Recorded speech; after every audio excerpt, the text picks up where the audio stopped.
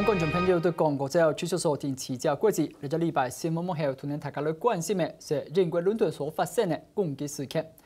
遲朝為大家紹介，就是現場嘅特別來賓，同我做述片嘅係中正大學戰略研究所嘅林泰科林所長，所長您好。你好。各位大家紹介頭一擺嚟到遲朝國際係中華國土研究協會嘅理事長王作偉，王理事長，理事長您好。你好。謝謝兩位老師來到我們節目的現場。那首先，我先大家看一個，就是在3月22號英國發生這個攻擊事件之後，第二天英國各大報紙，大家透過我們的整理可以看到，從《泰晤士報》、Guardian， 然後 Sun、Mirror， 幾乎每個報紙所關注的頭條頭版消息就是這場攻擊事件。那我這邊首先有一個好奇的地方，想要請教兩位老師，就是那時候一發生完，對於這個歹徒的身份，然後犯案動機都還沒有進一步釐清之前，我看到這個英國的這個反恐的官員，這個 Mark Rowley， 他就先定義了說這是一個恐怖攻擊，是這樣的一個形態的攻擊。那後來緊接着在首相 Theresa May 發表談話的時候，也延續這樣的一個主基調，說這就是一個恐怖攻擊。那我們的觀眾可能會好奇說，哦，我在新聞中看到的是這個歹徒他是開車在這個 Westminster Bridge 在橋上用車當武器撞人，然後再拿刀去殺了那個國會的警衛。那跟我們國內之前大家可能比較記憶猶新，這個鄭捷在捷運上無差別殺人是很類似的。那究竟隨機殺人跟恐怖攻擊是一樣的嗎？為什麼英國它可以在第一時間說它是恐怖攻擊，又是根據什麼？我想應該是這樣子，因為他們第一時間研判哈，他們這個攻擊的那個手法和之前去年的那個尼斯，還有那個柏林的恐攻，基本上都是以這個卡車然後衝撞行人。我覺得這個從這個模式看起來，他們覺得說來研判這個是恐攻，這個可能是第一點。那第二點可能是因為他們的那個目標有象徵的意義，就是說他們的英國的國會，是一個這個民主和自由的一個指標嘛，英國是全世界最老的國會。然後所以說這個是攻擊的這個地點有高度的這種象徵的意義。然後第三個可能他們這個攻擊的那個地點在那個西敏橋。那西敏橋因為這個在牆面上嘛，這個人民要躲比較不容易躲。好，所以他用卡車一衝過去，可能大家反應的時間可能比較這個沒有那麼多哈。所以說這個可能像之前的尼斯或這個柏林的這個恐攻，它都這個在一個這個觀光客比較多的地方，人群聚集的地方。好，所以說這可能也是他們研判的一個理由。那最後一點，可能因為那個時間的關係，剛好和那個去年那個比利時布魯塞爾恐攻，有一些這個巧合是同一天。所以同一天可能不是巧合。可能不是巧合，但是如果說沒有那個日子的話，我想可能這個計劃還會執行。那可能我從我的那個角度來講。因為他們是英國的那個高級的這個反恐官員羅莉嘛，對，他們經驗應該是很多，然後從這幾點跡象來判斷，我想他們迅速判斷這個是恐攻，他們是有他們的理由。那我之所以問這個問題，我也要請教一下理事長，就是說，是不是在我們看到這樣的一個現象之前，大家就開始在討論說，你根本還沒有充足的資訊。那今天當然我們看到，在包括今天《經濟學人》早上我看了他剛出刊的這個新的報道裡面有提到說，他們昨天警方已經搜索了6個地方，抓到了8個嫌疑犯。那這個時候才發現說，他可能確實跟這個極端的伊斯蘭教有一些關聯。可是，在當時第一時間的時候，還沒有這樣的證據之前，你就做這樣的推論，會不會反而形成一種社會氣氛，就是大家一看到恐怖攻擊，讓所有的人就會聯想到極端伊斯蘭教，聯想到 ISIS。那這樣會不會反而讓這一些做這樣連結的國家或者是政府官員，可以有更充足的理由讓他們去遂行，就是討伐這些伊斯蘭教分子的一種手段？有可能是這個樣子嗎？後面這一段所謂的會不會無限擴大，然後就把伊斯蘭或者穆斯林當成一個主要目標，那可能是另外一個議題哈。那回過頭來，那為什麼會在大家可能還沒有那麼了解的情況下，就把它定調為恐攻？定調為恐攻跟什麼樣的類型攻擊是兩回事哈。事實上，如果你再仔細去看的話，不管是我們講的英國媒體，把它定調為恐攻，雖然是那個反恐官員來講的，但事實上它背後是MI5，他們的安全局有提到這樣狀況。為什麼？因為他把它整個一個威脅層級提高。那麼在3月17號的時候，MI5的局長派克，他就說我們沒有辦法防範恐怖攻擊。我們沒有辦法防範恐怖攻擊的一個最主要的原因，就是因為这个威胁的本质跟以往是不太一样的啊。所以我相信他们在定调为恐攻，只是他不知道哪一种类型的情况之下呢，他是背后有一些情报的因素在里面，只是他没有讲出来，也不方便讲出来。那我想这是一个思考的一个方向哈。刚才你问到了这个郑捷，那也是这样子的，拿了双刀一路杀过来，是。那跟他这个那只是先开了卡车，或者开了一个休旅车，一个 van， 对，一个休旅车，然后他就拿了一把20公分的长刀杀过来，有什么差别？好像似乎只是前面那一段不一样，后面是一样的。那您刚才提到随机杀人哈，那大概是我们犯罪学常用的这个用语啊，就换言之是无差别，对啊。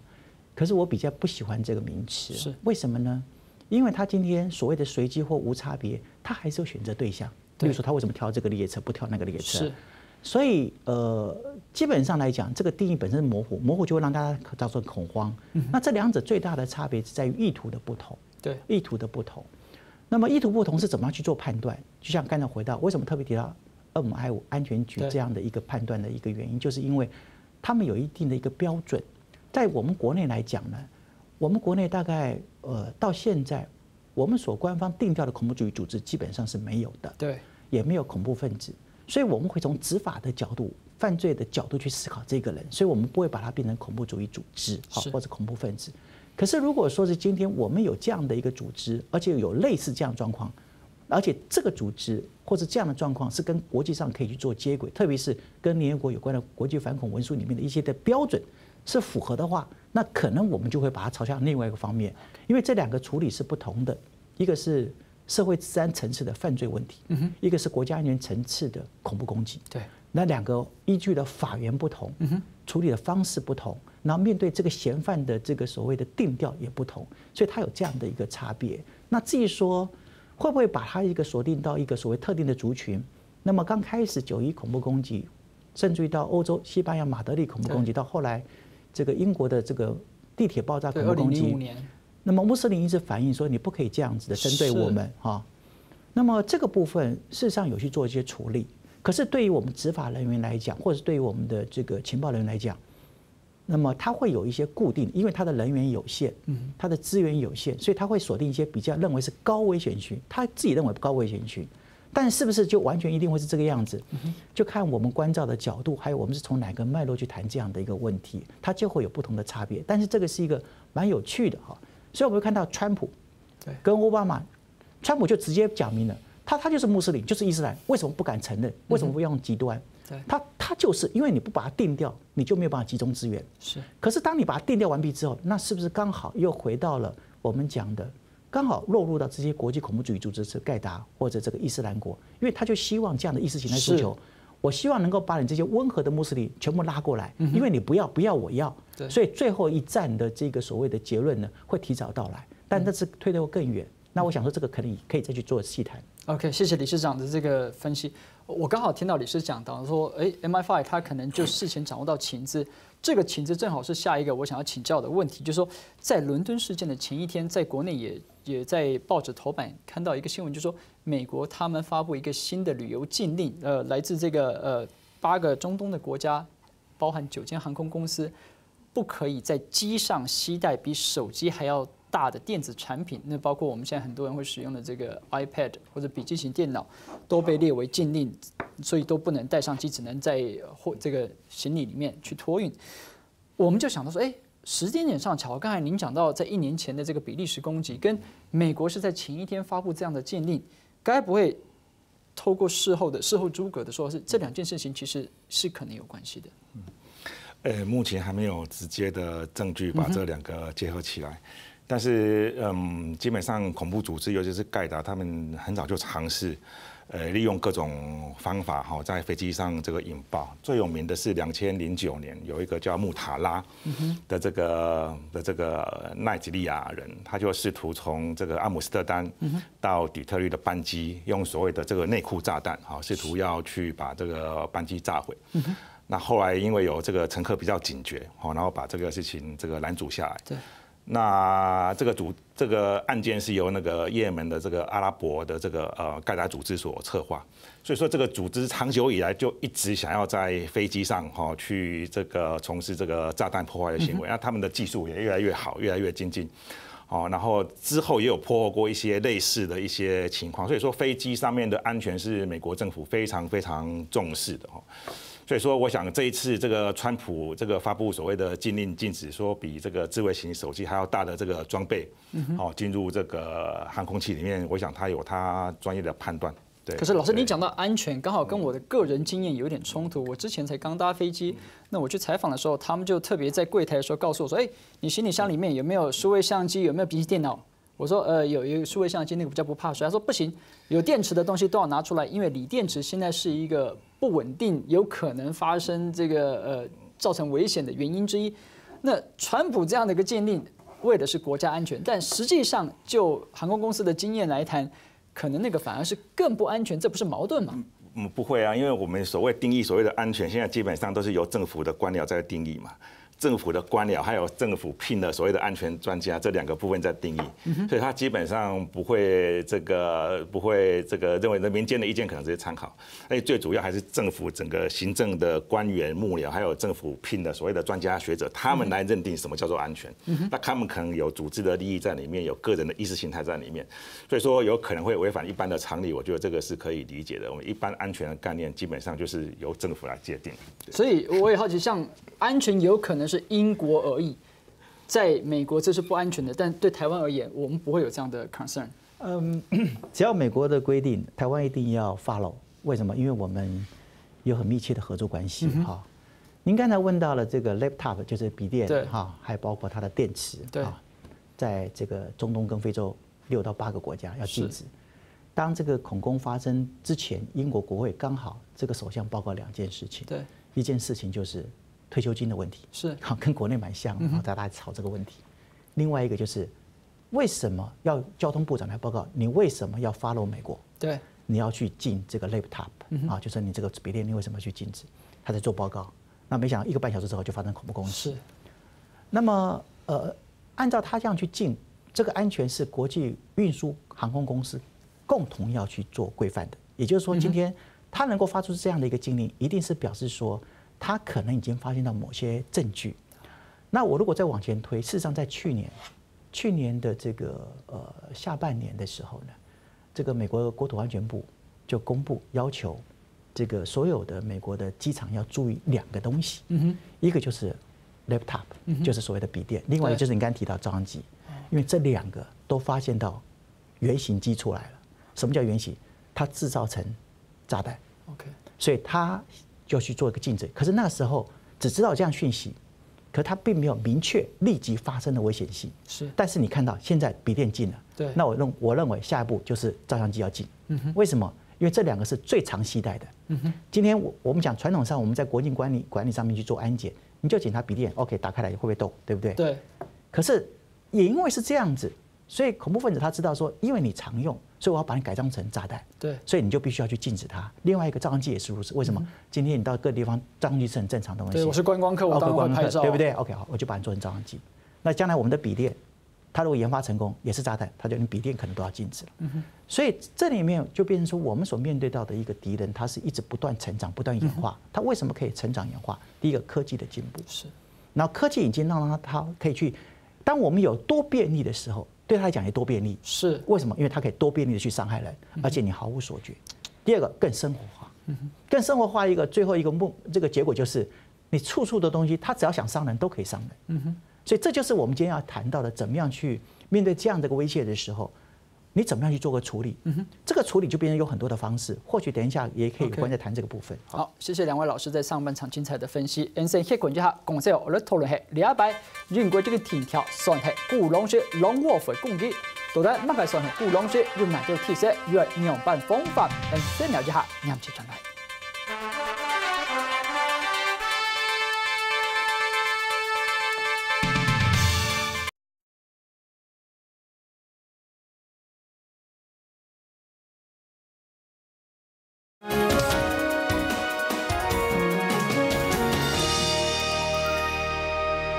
跟大家转到讨论的现场，礼拜六关心的英国的恐怖攻击事件。老师刚才在广告前，我跟观众简单讲了一下，像今天早上我看到《经济学人》定调说这是一个 lone wolf 孤狼式攻击。所谓的孤狼式，它有什么样的共通点？那为什么我们看到好像你说对社会不满，其实台湾也有啊，各个国家都有对社会不满的人。那怎么我们接收到的讯息，好像在欧美等先进国家发生的比例会比较高？我想孤狼式的攻击在学术上，我们基本上有3个特征。第一个是它这个单独计划，是。然后第二个是它单独执行，然后它背后没有隶属任何恐怖组织，而且它使用的这个攻击的工具是这个低成本、低科技，所谓的卡车啊、汽车啊，对，小刀啊，这些东西，刚刚汪老师也有提到，越便利的这个东西，它越容易这个应用。今天早上我看那个 Times 的报道，他说是 kitchen knife， 对，就是一般家里厨房会用的料理刀。对，而且它这个孤狼式恐怖攻击，现在有演化成以前是用这个炸弹，用枪，用这个之类，现在好像演变越来越简单，越来越生活化。那所以说这个就比较难预防。然后第二个是说，因为它是孤狼式的一个恐攻，所以说一般的执法机关会比较没有记录，你没有办法去这个追踪，还有这个侦查。因为如果是组织型的话，可能这个执法机关都有一些记录在里面。所以说这种新形式的这种孤狼式的恐攻，我想以后会越来越常发生。那可能执法单位在预防方面也会比较吃力。所以说我觉得这个是最近的一个恐攻的一个趋势。那至于欧美国家为什么会比较容易发生，是因为欧美国家可能自由度比较高。它自由度比较高，它是一个公民社会它有充分的这个人权的保障它有这个言论的自由，然后这个行动的自由各方面的这个自由。所以说欧美国家对这方面的这个保障比较高，所以说它这个相对来讲对恐怖分子它的这个发挥的空间也比较大。所以说最近有一个趋势就是说所谓的这个孤狼式的恐攻，大概都是集中在欧美国家比较多。因为如果是在中东的话，他们就直接可以去参加他们的组织去打圣战嘛。那你欧美国家通常这些孤狼式的这个恐怖分子，他们都是在家里。透过网络科技啊、社群媒体啊，慢慢去接收这些资讯，然后把自己激进化。所以说，你透过网络这个工具，你也没有办法去这个很容易的这个侦查嘛。然后又对社会不满，然后看掉这个资料库，很多有关于这个他们在这个伊拉克或者是叙利亚一些所谓的悲惨的状况。是。然后透过这些资料的这个吸收，然后宣传片的一些影响。再加上这个所谓的论坛，网络的论坛，它可以去 talk， 然后更加的把自己的这个本来可能心理上就有问题，因为它基本上都是移民比较多，那被边缘化，然后再加上这些影片的这个影响，然后论坛，那可能慢慢造成信众的一些不满，那觉得是说我不光只是要在论坛上面发声，我也要参加实际的行动去实现。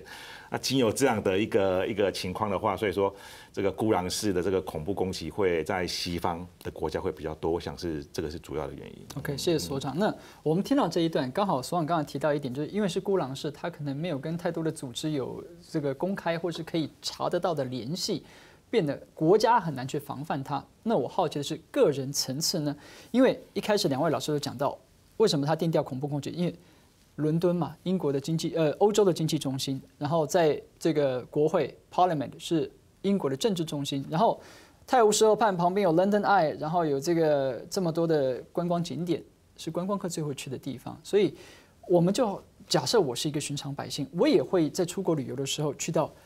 可能会受到恐攻的地方，有什么是在个人层次，因为国家无法保护我的时候，有什么是我自己可以保护自己的反恐措施吗？有很多的一些方式就是说怎么样去保护自己那么在不同地点有不同的方式，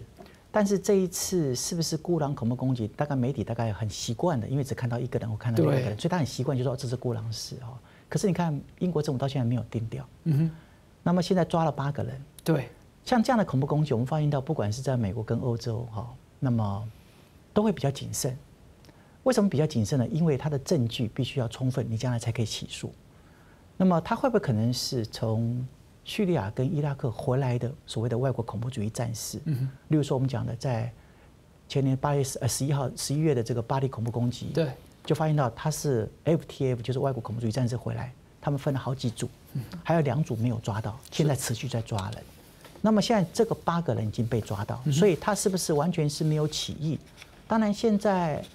还有一些的这些讯息，就说他没有任何犯罪前科，跟恐怖分子没有关系。对，那是不是会有？因为到最后我们看到巴黎恐怖攻击的给我们一个教训，就是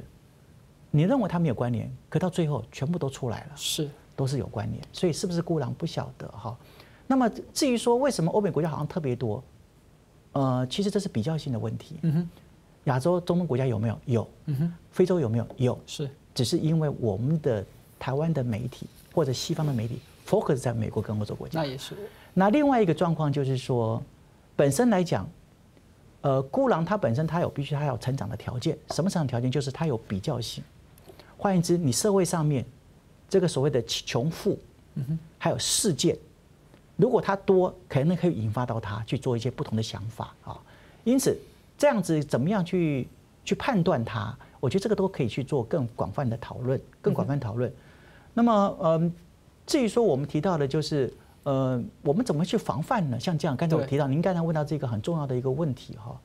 那么，美国国土安全部他提出了一个很简单，你就可以记住的，一个3个步骤的方法。是，第一个就是逃，第二个躲，是，第3个对抗。你碰到这种事情发生的时候，你不要想太多，你就逃。是，为什么？因为你没有办法跟他对抗，但是你实在逃不过了。例如说，你在一个建筑物里面当中，你就只好躲起来。是，但是你真的没有办法躲，他也找到你了，是，你就必须勇敢的跟他反抗。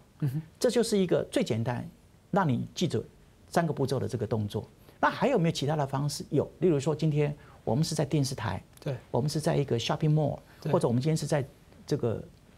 车站。它都有不同的一个处理方式，但是不管怎么样，就是说，不要因为我们的一些防范措施，我们就不信任人。不信任人，这是我们最怕担心的一个所谓的后遗症。你认为每个人都可能是恐怖分子？我们前几天不是发生了一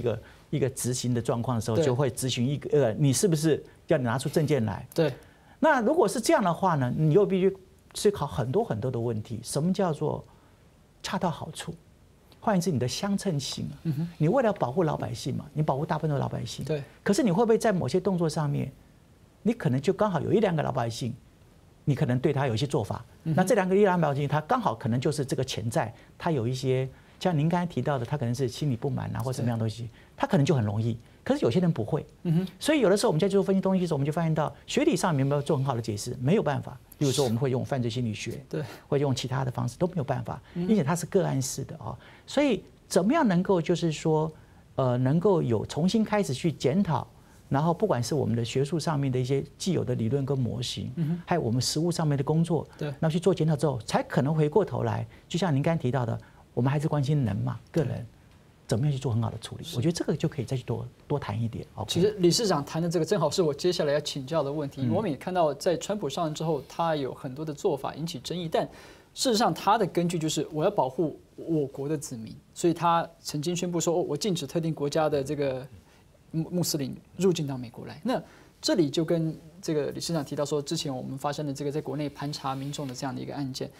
所以宪法保障的个人自由跟国家层级的安全议题有所冲突的时候，在现在社会，我们遇到这样的冲突的机会好像是越来越多。那新的法好像跟不上来，这样的状况我们怎么应对？我觉得这个当然是一个很重大的问题，因为牵涉到安全的维护和人权的保障哈。我想世界各国都有碰到这个问题。那美国它这个做法是，我觉得是比较一个特殊的一个处理的，因为它这个旅游禁令根本是针对这个所谓的穆斯林国家嘛。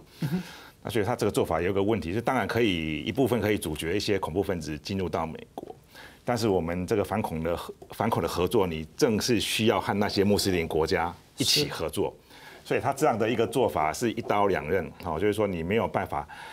全部获得那些这个穆斯林国家的这个谅解，因为你等于是说在实质上把一些这个是对整个穆斯林的一些歧视和区别的一个做法。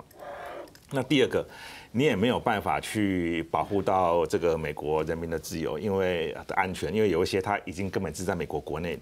那在美国国内这些穆斯林或这些激进人士，他们可能透过网络，透过很多方式让自己激进化。那你这些根本就没有办法防止哦。所以说，我觉得这个川普的这个做法是比较极端哦。所以说，对这个美国的这个联邦的这个地区法院也纷纷的把他这个否决，对，撤销这样的一个命令嘛哈。那我想这个是一个很大的课题哈，要怎么样做到这个又要有法律的这个人权的保障，又要保障这个安全。那我觉得可能要思考一步，就是说是不是要有一个反恐的法律、反恐的立法，来规范这样的一个措施。其实我正想问，就是我们看到不止美国，包括刚结束的荷兰选举，接下来我们看到这个法国跟德国都要选举，这几个欧洲国家他们的右派势力诉求就是要禁止穆斯林，然后禁止这些人入境。可是欧盟之所以是欧盟，他们所强调的是4大流通的自由，那现在的欧盟竟然违背之前的欧盟的利益。我先回到刚才讲，没有错，现在好像似乎是右派势力大胜啊，大胜，好像似乎是可以去禁止这些所谓的异系者，或者说把这个族群，我们本来讲说，因为国家强大，就是因为来自于外来人，就你把它又驱散了，那是不是你国家就不够强大？那这里面就回到刚才您提到第一个问题，就安全跟人权的问题，我们基本人权怎么办呢？事实上，任何安全工作它一定要有法律的授权。所以今天不管是我既有的法律的当中，我去定一些条款，增订一些条款，或者我新定一个法律，他们对于一些特别可能是我有违反人权的侵入的或者渗透的状况呢，他们可能会用一个落入条款的方式去做处理，或者用一个特别法庭的方式去做处理。那这样的话就可以做一个平衡。那么对于移徙来讲，它是一个所谓的人口移动必然的一个措施。事实上，虽然我们看到好像似乎媒体报道说右派的开始大胜，可是我们看到荷兰有一些选举、地方选举或其他地方选举，右派并没有得胜。是的，好，也就是说，怎么样去做一个平衡？我相信大部分的老百姓当下一时他可能会恐慌，他觉得要去做禁止。可是当他这个事情过完之后，他一定还会长期的去做一些思考，就是深思熟虑，未来到底应该是怎么走？